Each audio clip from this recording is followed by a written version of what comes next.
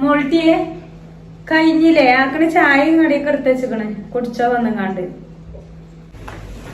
ആ ഞാൻ കഴിച്ചോണ്ട്. ഓ ഒന്നെന്താ ദോശയാണോ? ആ ദോശക്ക് ഇന്നലെ അമ്മ മാവ് കൂട്ടിച്ചീനി ദോശ ഉണ്ടാക്കി. ഈ ദോശക്കൊക്കെ എന്താ ഇത്ര ബലം?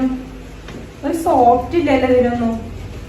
ഞാൻ നല്ല പോലെയൊക്കെ തന്നെയാണ് മാവൊക്കെ കൂട്ടിയത്, എന്തേ ശരിയാകാനിയാവോ.